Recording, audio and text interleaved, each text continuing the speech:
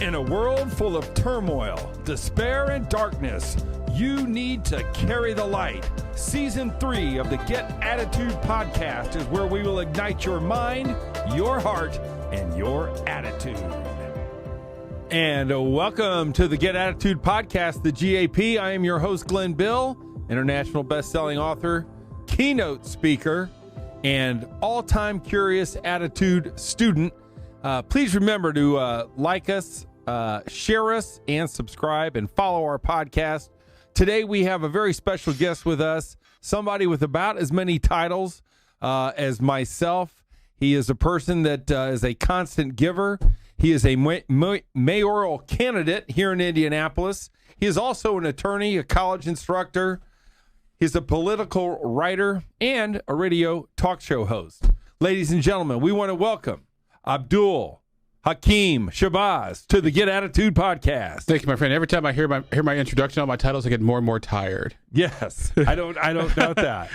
Well, I need your energy today. Yeah, you got it today. Because we got some people going on. Out of all of those things, all of the things we just talked about, I'm curious, which one do you enjoy the most? It's like asking which is your favorite child. Yes. You love them all equally, but for different reasons. I see. My lawyer job is my responsible child. My political commentator job is kind of my attitude, mouthy child. My college professor job is kind of my middle child. So you love them all differently, except for the youngest one. You love him, but you can't stand him because it reminds you of you when you were a child. I love that. And when we talk about you being, or when we just talk about being a child, I'd love to know, what is your definition of attitude, and who would you say had the biggest influence on your attitude? I would say both my parents did. Cool. Because they both have very positive attitudes with everything.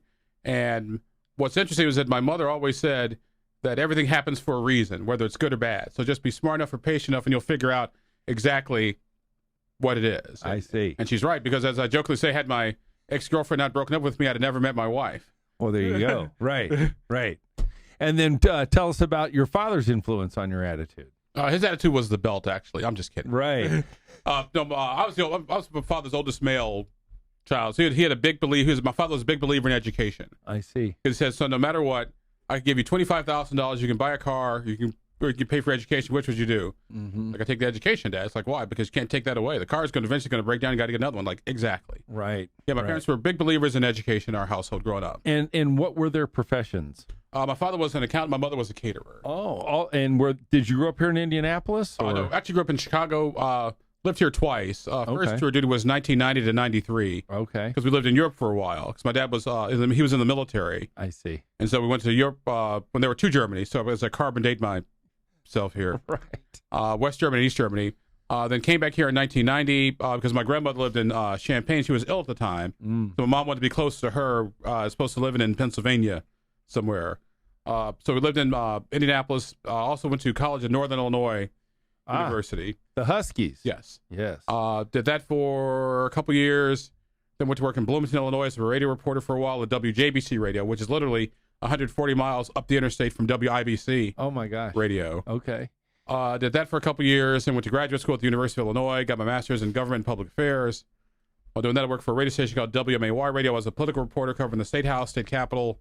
After doing that, I went to work for the Illinois Attorney General as one of his media people. While working for him in Springfield, went to law school in St. Louis. So I went part-time 3-4 nights a week for 3.5 years, drove 100 miles each way back and forth for 3.5 years. Now, that takes some attitude. Yes. To do that. As one time, a perfect story. One time, my wife and I were in Springfield just visiting friends of mine. And so that Saturday afternoon, we ran down to St. Louis to go visit some more law school friends. He's like, honey, did you? So we're about halfway, about exit 50, 52 in the road. And she's like, you used to do this every day? Like, yes, we do 3-4 days a week. That After working all day. Then 3:30, got in the car, drove to law school till 8, 9, 10 o'clock, drove back, went to bed, got up morning, did the same thing all over again. Wow. That's why I don't accept excuses for bad behavior. Right, or for tardiness. Exactly. Right. What? How do you treat students that enter your room? Tardy. Well, here's what I tell my students: is I treat them as adults. That's kind of point number one. Yeah. And people accuse kids today of being snowflakes. Like, well, you could call them snowflakes, yeah, but we never had to deal with going to school and actually getting shot. Right. So they have a whole different set of dangers that we never had to deal with. So Sure. kind of keep that in mind. What I tell my students is like, hey, you guys are adults. I'm going to treat you like adults. We're going to try to make class as fun, as interesting as humanly possible because I want you to come and not miss class. But if you have to miss class, I argue treat it like your job. Call me, let me know that you're not going to be here or you're running late. And the reason why I did that is because, like I said, you wouldn't go to dinner like Hyde Park Steakhouse, order $200 worth of food, and not eat it and just get up and leave. Yes. So you would do that for dinner. Why in the name of God would you do it for your education? Right. Because we got a lot going on here. And what do you teach? I teach business law, mass media at the University of Indianapolis. Wow. Also teach political science on occasion. And I teach speech at Ivy Tech. Oh my gosh. Well, Ivy Tech's blowing up. That's an incredible institution. What's going on there? Let's just hit on that real quick. You're at UIndy, which is also blowing up and doing some fantastic things. What's your sense on why Ivy Tech has been claiming such a growth and so much more attendance? I think people enrollment. I think people realize that you need a post-secondary education. You need something. Mm-hmm. A high school diploma just isn't going to cut it anymore. Now, doesn't necessarily mean you have to have a 4-year degree or an associate's degree. It could be a certificate or something along those lines. And so I think Ivy Tech does a really good job. Basically, we have this debate in this country about free college. Ivy Tech is practically free to the students. Right. So because you can get your tuition waived, you can also get your books pretty much taken care of as well. So I think Ivy Tech has a really good program. I'm happy. I've been teaching there for almost 20 years now. Wow. You saw it from what it was to what it is. Yeah. To me, it's just night and day, and it's kind of phenomenal. Let's go back to your attitude coaches and your attitude influences, and you as a child. I always believe that attitude doesn't skip a generation, but it can be found in the generation even before your parents. And I'm wondering if you knew your grandparents ever, if you knew their story, who were they, and what influence did the grandparents have on your attitude? I knew my grandmother relatively well. My grandfather, he died when I was a little kid. Mm-hmm. My other grandparents, they passed away as I was in the 3 to 5 years old, so I didn't get to know them as much as humanly possible. However, my grandmother, she drank whiskey and smoked cigars and would curse like a sailor. So that I loved about that woman. So I know you like to smoke a cigar, and I know you don't mind hitting a whiskey as well. I think I got that from her. That's good. And so, where did she come from, and what was her story? Did she work, or did she kind of raise a family, or was there anything besides her smoking cigars and drinking whiskey that stuck with you? She grew up in Champaign, Illinois. I see. And worked at the University of Illinois in the food service catering. Oh, business. That I remember my parents telling me. Now exactly what she did, that I have no idea. But she had 4 children. My mom had 1 sister, 2 brothers. My uncle's the only surviving one now because all my mom and uncles have passed away and moved on. But no, it was typical 1950s family, Central Indiana, with all the issues, all the good stuff, and some of the not so good stuff that came along with all that. Right. Sure, I get that. So let's go back to you driving 3 hours. It's like I walked in the snow 2 miles to uphill school both ways. It was, and there was no light. What do you think drove you to do that? And why wouldn't you just go to law school locally? There was no law school locally in Springfield, Illinois at the time. I mean, there was one on the University of Illinois. Yes. But they didn't have a part-time program. I see. Because originally I was going to go full-time and just get my law degree done. Mm-hmm. But my boss, who was the attorney general at the time, was like, "Why don't you stick around? Go part-time. We'll adjust your schedule. Just tell your boss I said it's okay. Whatever you need to do, you can get it. Right. Get it done." And so that's what happened. Yep. And did you ever find yourself saying, "I don't think I want to do this," or did you ever have doubt that you said, "I think this is too hard. I'm not going to make this happen"? And if you did, how did you reprogram yourself? Not really hard, but just sort of like, really got to go to school today. You did that for 3 years? For 3.5 years. That is crazy. 3-4 nights a week. Now, did you play sports as a young man? Didn't play sports. Studied all the time? Pretty much, yeah. Yeah. My brother's got all the athletic ability. I just got the brains and the good looks. That's because David played football, if I remember. And so how many brothers you got? 4 brothers, 7 older sisters. Oh, my gosh. So you are one of 12. Yes. All right. And what number are you? I'm I am number 1 of his, as his, hers, and ours. I see. I am technically number 8 of ours, but number 1 of my mom and dad's. Oh my gosh! So, what was that like? Did you ever have all 12 No, in the house, no. or was that was a No. a moving number? A moving number. Okay. My sisters always kind of lived with their other custodial parent. We always lived at home Okay. because we have a big house in Chicago, but it wasn't big back then. Right. All those people there. Yeah. And then In one bathroom. So your 4 brothers are they all like full biological brothers? Yeah, all biological, all younger than me. I like it. And so did you beat up on them, or what was the relationship there? I was in charge. And what did your younger brothers, even through today, teach you, if anything? Nothing. Not at all. Not a thing. Well, I know better than that. I take that back. My brother's got all the mechanical ability. I cannot fix a thing. I see. And I do not apologize for it. All right. Okay. The most I can do is take a hammer and a nail and put my picture up on the wall. All right. But that's about it. But all my other brothers, they got all the athletic and all the mechanical ability. Now, what was your first job, and what before you were an attorney? I mean, I guess you were a student, but did you have a job in between there that taught you anything about attitude? Yeah. My job in college, I worked in the school's computer lab. Oh, okay. Because I needed a place to get my homework done. And so you did it. Yeah, and it was before the time that everybody had a laptop or a desktop. This is the late '80s. Early 90s. So you have the computer lab to get your work done. It was interesting because I learned not to procrastinate. Because you got to get work done, and you get it done before it's due. Because if you're waiting on the last minute, it's going to be too late. All right, I want to go into the difference between teaching now and because you've been teaching for 20 years. Yeah. Do you feel that students are different? Do you feel as people are they different? Are students different? And have you changed on how you teach? Fundamentally, students are students. Yeah. Students today in 2023 are students in 2003, students in 1993, are students in 1983.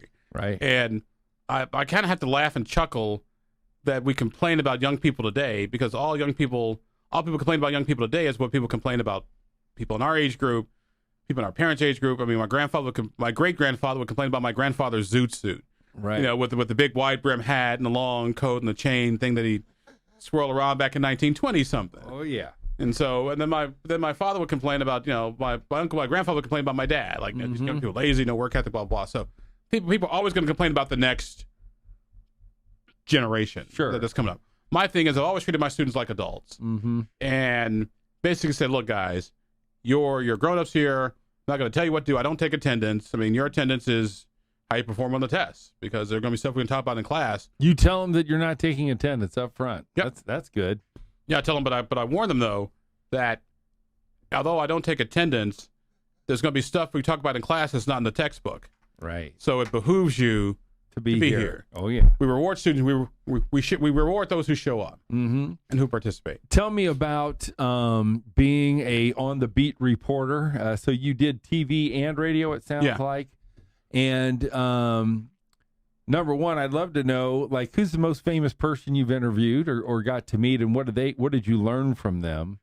And what is the attitude it takes to be somebody that's in that role of an interviewer? I would say the most famous people I've ever interviewed was Barack Obama when he was a state senator. Wow. Because I covered the Illinois General Assembly, and he was a state senator. And one time I was in his office, I asked him about something, he started to light up a cigarette because back then you could smoke in your offices. And I kind of looked at him, he was like, is something wrong, Abdul? I was like, yeah, you're kind of smoking a cigarette. I know you can smoke. And you're like, yeah, you can. Like, well, I wish you had a cigar. It's like, I do. Here you go. Wow. Okay. Thank you, Mr. State Senator. I appreciate that. Yeah, but no. Barack Obama gave you a cigar. Yep. I'll be did you smoke it? Later, not in the building. Right. Okay. So, did you interview him? Yeah, it was. I can't remember. It was about some blood station. He was kind of put this routine. Okay. Stuff. Routine interview. Yeah. What do you think it takes to be a good interviewer? Knowing how to listen, and knowing how to listen, knowing how to be flexible. And when I say listen, because you got to listen to the response that people give you. Yes. And even though you may have a list of prepared questions, somebody could bring something up like, "Hey, that's an interesting question. I'm gonna go down that road." Right. And then kind of come back to that to where you started. Right. So I say, I say being prepared, but also being flexible is crucial to being a good reporter. Yeah, I like it. Did you have, as you can see, I don't have any canned questions here. I just go with it. And that's kind of the way I like to do it. People often say, hey, do you have canned questions? I'm like, no. We just go and we just converse. Yeah, same here, talk show host. Same thing. There you go. And so you had your own talk show, right, on WIBC? Yeah, WIBC Radio for 10 years. Then before that, another 8 years at WXNT Radio, 1430 a.m. There you go. I think I had a little bit of a stint on there, too. So, I mean, when WIBC closed, when it shut down, did it break your heart like it did mine, or were you good? I always realize in radio, there's always a day you can walk in and, one day you're playing, one day you're talk show host, next day you're Abdul the Urban Cowboy. Right. Because your format's been changed. So I always knew that was a possibility going in. What and when you had your show at 1070, what did that focus on? Was it politics? Yeah, mostly state and local politics. Yeah. And who was your toughest interview? Whether there or at XNT or even back in Illinois, did you ever have anybody that was tough on you, that was hard, that you never forget, that taught you something? Not so much tough as far as interviews go, but there were some guests that were more challenging to deal with than other guests. Right. Because people, like I said, is learning how to listen, and people wouldn't necessarily listen. Here's a good go. The toughest guest I ever had was my mother. On your show? On my radio show. This was actually back in Springfield, when we were talking about sort of breastfeeding in public. Mm-hmm. And my mom and I, we were talking on the phone that day. I'm like, I can't believe women breastfeed. Like, it's natural, blah, blah, blah. Like, hey, am I going to be a guest on my radio show tomorrow? Like, sure. So I brought my mom on. Like, hey, guys, we're talking about breastfeeding in public, so I have a guest today. My mother, she breastfed all her children. And so we were having the discussion. I forgot I was interviewing my mother. Oh. And so I started treating her like a regular guest. Oh, boy. And she was like, Abdul. And I was like, blah, blah, blah. Abdul, blah, blah, Abdul. Like, Abdul, you need to listen. Yes, ma'am. And that shut everything down. And all my buddies in the back were like, yes, good for this boss. Thank you. They got it. Like, how can we do that? Like, give birth to me and almost die in the process. Thank you very much. I love it. So tell me about the I used to read a lot of your articles in the IBJ, and a lot of people would go, how in the world do you write that much so consistently? and I think you've probably gotten this before, and, it took me 48 years to write a book, and everybody says they're going to write a book, and everybody says they want to be a writer, but being a writer is very challenging. What's your thoughts? I don't think writers get a lot of credit, to be honest with you. I'd love to get your perspective on what's the attitude of a writer. How did you produce so much written content? And for any writer out there or any wannabe writer out there, what's your advice about becoming a columnist, a journalist, or a writer? I say write about what you like and what you know. Yes. Because writing about what you don't know doesn't do any good, and writing about what you don't like doesn't make any sense whatsoever. Right. No, always keep an eye open for ideas. Mm-hmm. It used to be I kept a notepad by my bed in case I got an idea. I wrote it down. Now I just keep my telephone and do a text message or talk into it. Sure. So you always looking out for different things to write about, different things to talk about. Yes. And things that are interesting. For example, one time my wife and I, we were in a Chinese restaurant, and we got into an argument over whether we should tip. Because it's all basically a buffet, and they just bring you like a new plate, but that's all they do. So my wife and I, we got into a debate discussion over whether you should tip in a Chinese restaurant, and that took like a whole 3 hours on the radio show. Okay, because it was interesting, and everybody had an opinion. Yeah. Yes. But what about the craft of writing? Did you sit down and write all of those articles, or were they transcribed from a radio show and you morphed it into an article? No, I wrote everything. Mm-hmm. Now, what I would do is I'll take a radio show topic. Right. Like, hey, I want to go into this a little bit more detail, and I'll use that as a column. I see. So everything kind of sort of interjected and sort of hooked together. Mm-hmm. And so when you talk about all the things you've written, did you ever have an award-winning article, or did you have a article or a column that got national press that was my blog, changing? Yeah, my blog, Indie Politics, Indiana Barrister, has gotten a couple of awards from the Washington Post, and I also got a couple of awards from the Society for Professional Journalists of Indiana. Cool. And what were those articles about? I can't remember to save You my have life. absolutely no idea. I can't remember to save my life now. Which is okay. Yeah. That's cool. But they were good, though. I know that. Obviously they were. You wouldn't have won anything. So when we talk about writing and doing a show on what you like, obviously politics is something that you like. Who would you say was your favorite politician that you've, I guess, followed? Mitch Daniels and Greg Ballard. Both of them, Yeah. and both recently. Yeah. Prior to Mitch, and Mitch and Greg did a lot of great stuff. Was there somebody prior to them that you really liked to follow? There was a guy named Jim Ryan. He was the former Illinois Attorney General. Okay. Because he was a really good guy, really sharp. He was kind of like my dad. Right. And so you like them. Yeah. Tell me, and I'm guessing you probably got to know Mitch a little bit through what you did, and Greg Ballard as well. Give me their attitudes as it related to politics, or just their attitudes in general. Always positive, and always trying to move the city and state forward. Right. And not getting stuck on divisive social issue stuff, which I really respect with Mitch Daniels and with Greg Ballard. It's like, hey, what has this got to do with fixing the roads or fixing the sewers or replacing sidewalks? Nothing. So why are we talking about it? I was like, thank you, Mr. Mayor. I appreciate that. Right. And so as you embark on this new thing called politics, right, have you ever been an elected official before? Never been an elected official. Okay. Worked for elected officials, but never been an elected official. And I'm guessing you work for Greg and for Mitch? No, didn't work for either one. Just worked for Jim Ryan. Okay. Back in Illinois. What is your philosophy? What is your attitude now going between, well, I guess you got 1 year to ramp up, right?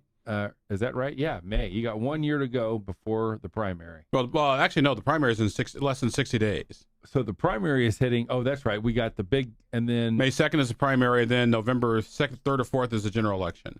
The general elect of 23. Yeah. Oh, okay. Well, there you go. See, I didn't know that. All right. So you got 60 days. Yep. To go in for the primary. What's the I guess the attitude or the slogan or the mission for you to communicate the next 60 days? It's public safety, public works, and public trust. Those are our three key points. We got to get crime under control in the city by being tough, but also smart on crime, because you can't lock everybody up. That's impossible and also ridiculous and hideously expensive. But I always say there's a difference between people we're mad at versus people we're afraid of. And if we treat them, when we we deal with them accordingly, I think we can get our crime problem under control. Also, with public works, we got to come up with creative ways to get our streets fixed, because what we're doing now isn't working.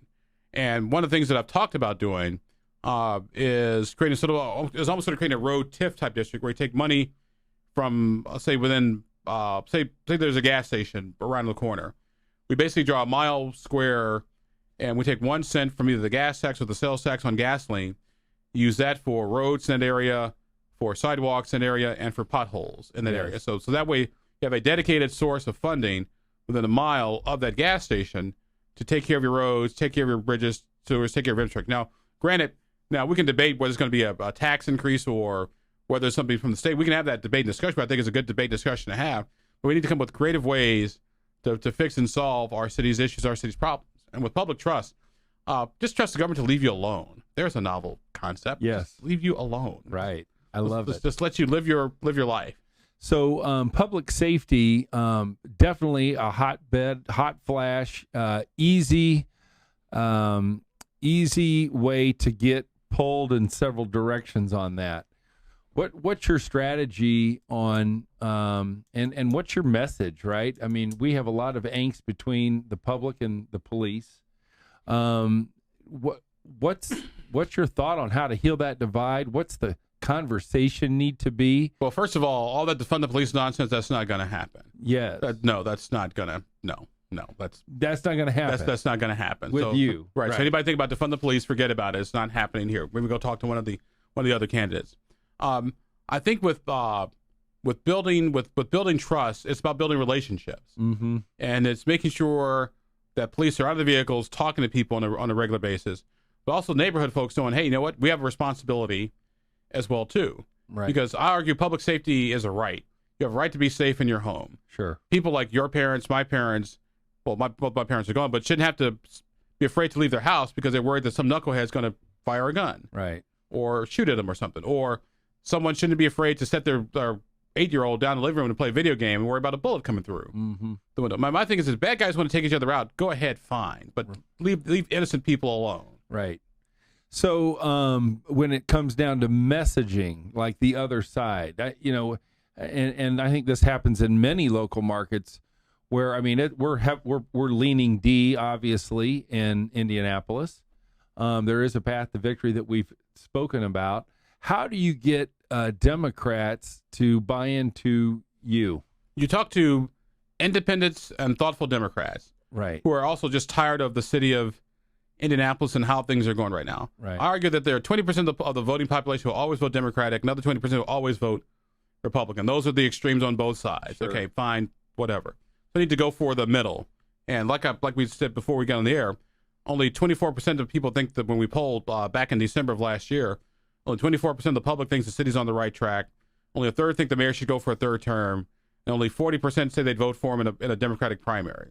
So that tells me, along with crime, as well as with property tax bills that are coming, that there's some vulnerabilities out there, and there's a path to victory. It's not a big path, but it's I jokingly say, here's the example I use. When Greg Ballard decided to run for mayor back in 2007, he called me after I got off the radio at WXNT Radio. It's like, hey, Abdul, you got time for lunch today? It's like, not time for lunch today, but I can meet you for breakfast tomorrow. So we just met at the Panera Bread on 86 and Ditch Road. It's like, well, Abdul, I'm thinking about running for mayor. I was like, of what? Indianapolis. Indiana? Like, yeah. But Bart Peterson is mayor? Yeah. Bart Peterson's got $3 million in the bank? Yeah. And 60% will be a soft approval rating? Yeah. So what do you think? Like, well, it's not impossible. I mean, anything can happen. Like, let me tell you this, Greg. You ever see Star Wars? Like, yeah. You know that scene at the end of the movie when Luke Skywalker's flying down the Death Star Canyon? Yeah. And Darth Vader and the two TIE fighters are chasing, about to hit him. And Han Solo comes out and hits the TIE fighter? Yeah. Well, you're Luke Skywalker, and Han Solo took the money and left to go pay Jabba the Hutt. right. So it's just you. So you got one shot, so you better make it count. And he got it twice. Well, and I think, as I remember it, that's when the property tax system went into total spiral. And I told, oh my gosh, who was it before? Who was before Bart? Was it? It wasn't Goldsmith, was it? No, Steve Goldsmith was before Peterson. So it was Goldsmith. Yeah, it was Steve Goldsmith. Our daughters we were down at the Athenaeum. They were doing gymnastics. And I said, Steve, whatever you do, make sure property taxes are under control. And then boom, that thing hit, and it. Well, I guess it hit under Peterson. But yeah, property taxes are so important. But now with what happened in the real estate market, which I know very well, the prices are up, and the 1% cap is going to hurt people, and it's going to be interesting. What's the solution there on property taxes, if any? Part of it is we have a market-driven system. Yeah. And so when the market is hot, the prices go up. And when the market goes down, the prices go down. Mm-hmm. I think probably what we need to do is maybe look at putting a cap on assessments, like maybe 10% for like an owner-occupied home, something along those lines, so people don't have to worry about losing their home because they can't afford to pay tax. Because unfortunately, you end up in a situation like that, you only get two types of people left in your city: the people who can afford to stay and the people who can't afford to leave. Yes. And that's not good for anybody. Yes. Just ask Chicago and Detroit. The which brings me to another issue. I just drove by, and I won't mention what part of town. I just looked at 241 apartment units that are completely trashed. And you talk about poverty. So I guess I'm going to give you three questions. Hopefully you can remember them all. Number one, the 3% commercial tax rate is killing building and small business owners in property tax. People that want to actually buy their own building, run their business out of it. I'm sure a lot of Republicans voted for it because it was about the homeowners. Very, very tough to run a business and own your own building with 3%. Not easy to do at all. But what about when you look at, flipping neighborhoods, turning neighborhoods, reinvesting? What's your thoughts? The best way to go about that? I have an issue, not so much with out-of-town people buying Indianapolis property, because property, you can do whatever you want with it. What I do have an issue with is when folks buy the property and don't keep it up, and then then we got to go track them down, find them, and go through all the process to get the home in repair. It's probably getting me in trouble with some of my real estate friends, but I really do think what we ought to do, particularly for absentee out-of-state landlords, is spice up and beef up our eminent domain procedures. Because you can't. An abandoned property only hurts the neighborhood and all the other homes around it. Mm-hmm. So why would we want to live next door to an abandoned home? Mm. Well, I agree. I mean, the thought is how do you bring neighborhoods back? How do you bring, how do you help people that are in poverty? I mean, I believe one of your 3 missions were people. What's your feel on Indianapolis poverty, Indianapolis homelessness, and what do you think is a intelligent way to help? One way to help people get out of poverty is give them the tools that they need to escape poverty. Mm-hmm. The Brookings Institute does a story, and the story pops up every year. If you finish school, wait until you get married to have children, and get a job, your chance of being in poverty drop like 80%. Mm-hmm. It's not a hard formula. We just need to drill that formula into the heads of our younger people. It's like, hey, here's what you need.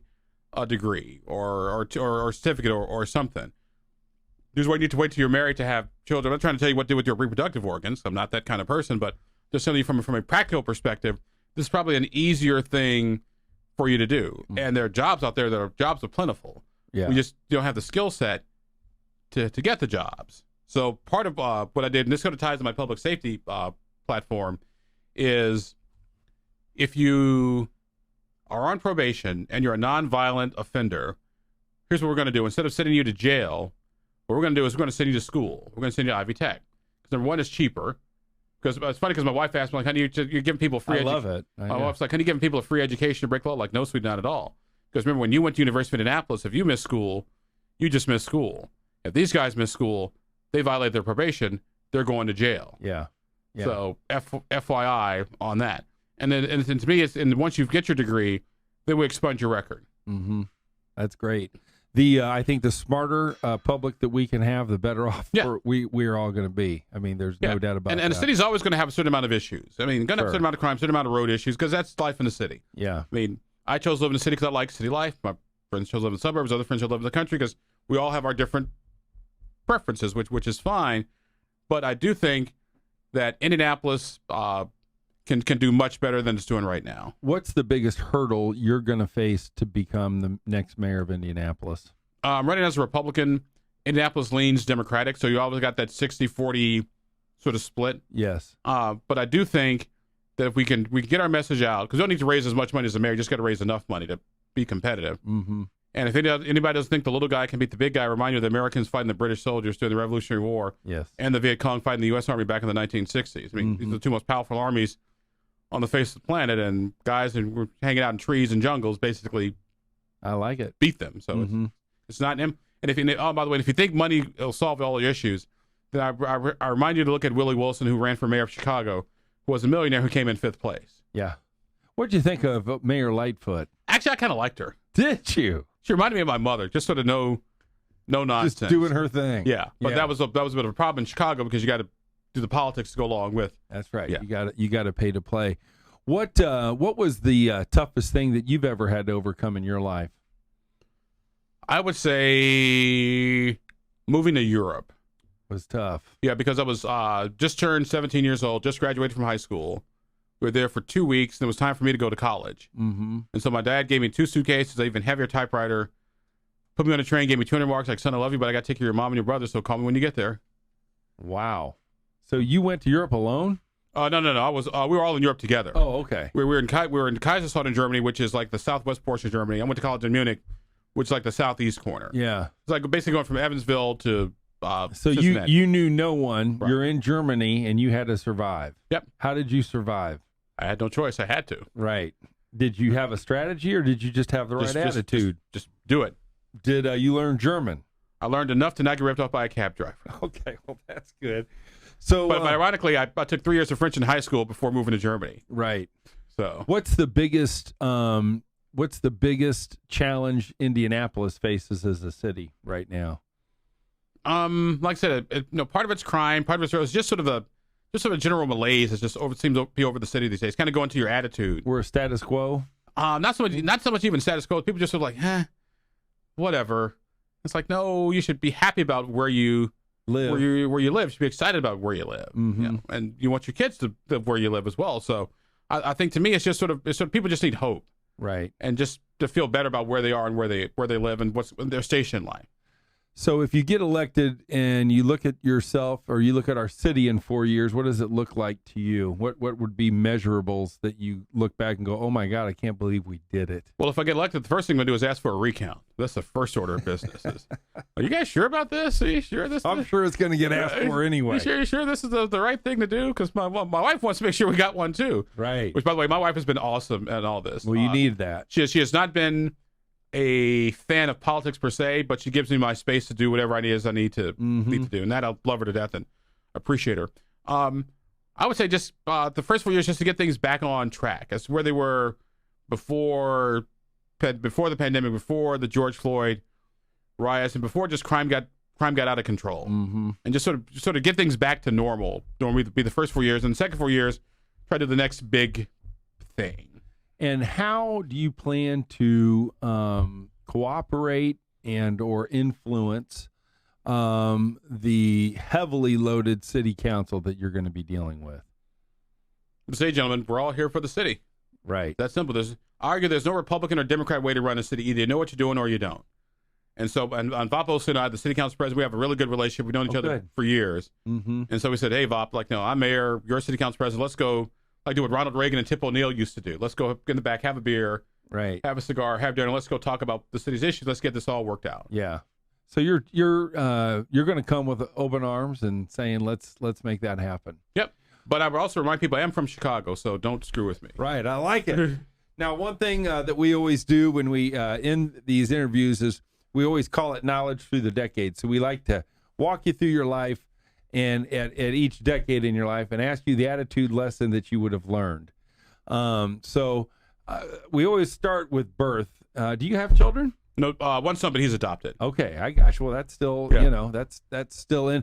But when you think of birth or when you think of new life, what do you think the attitude lesson is? And it could be new life as a mayoral candidate. What's the attitude lesson there? I think, like I said, early on for both, I'd say from ages like 0 to graduate from high school, it was always just put a value on education, always learning, and never stop learning. Okay, that's fair enough. And certainly new life teaches you to learn. Yeah. Is the bottom line. That's all you can do because you know nothing when you're born, right?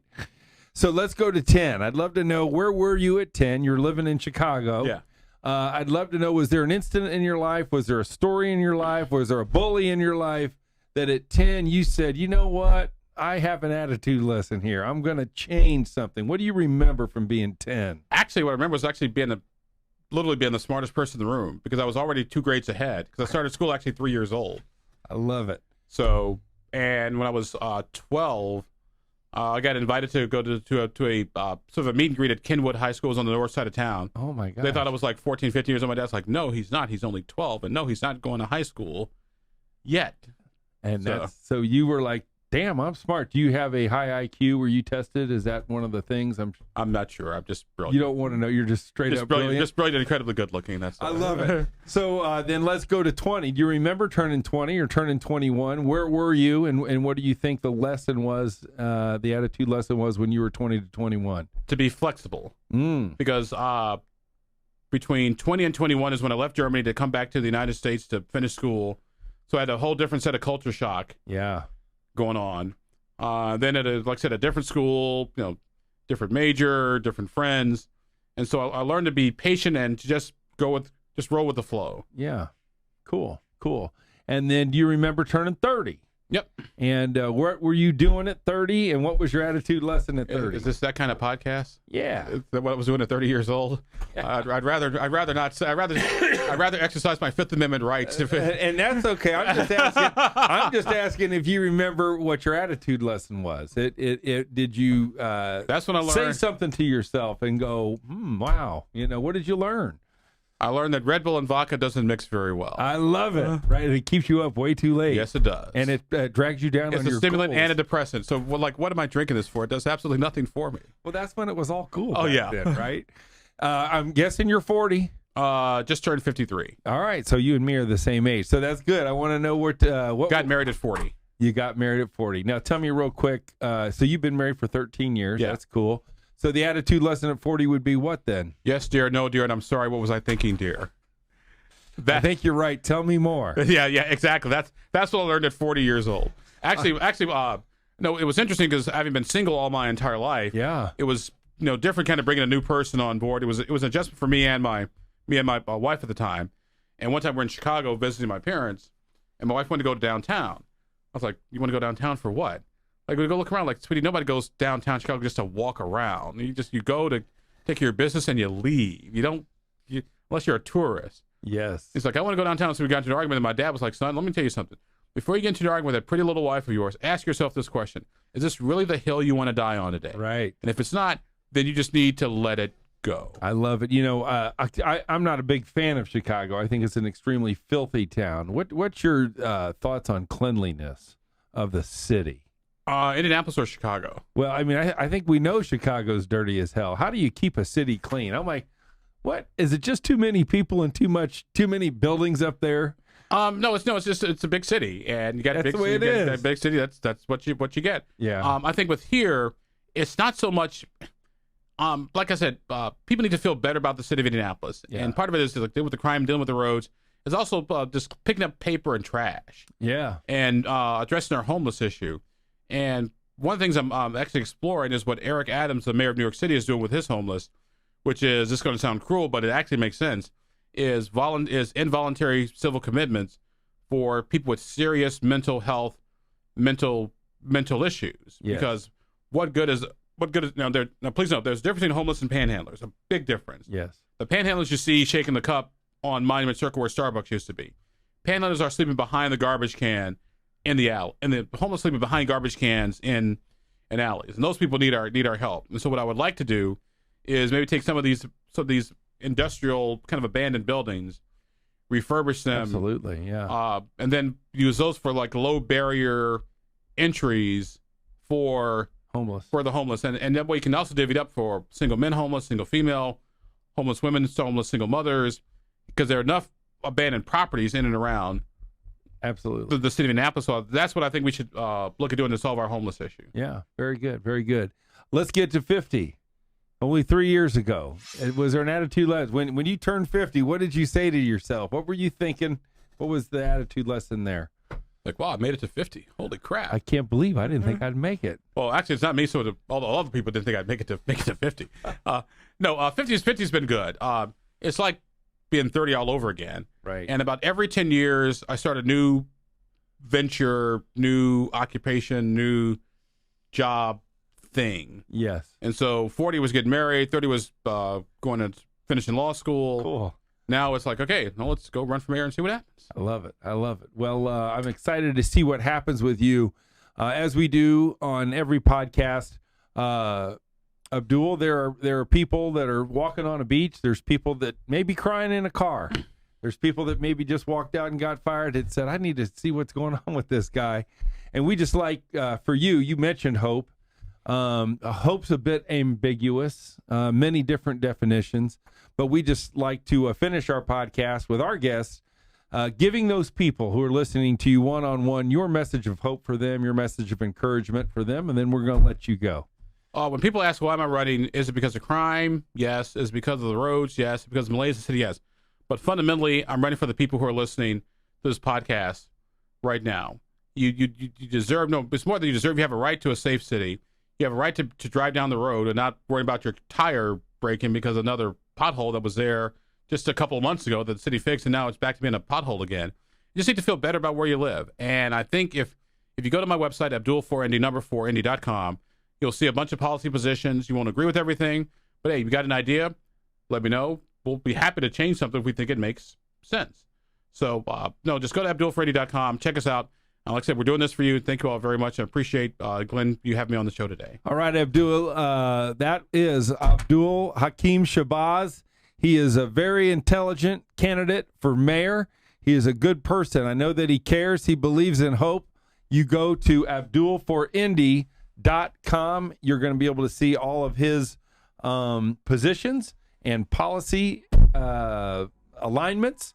And so, Abdul, thank you so much for sharing your time with us. I know you're a busy guy. We're honored to have you on the Get Attitude podcast. You are now an alumni of the University of Attitude podcast platform, and we'll be following you and rooting hard for you come November. You didn't even need a baseball bat like my dad would to adjust my attitude. So No, thank you very much. You got it, Abdul. Thanks so much. Thank you. Guys, we will see you on the next Get Attitude podcast.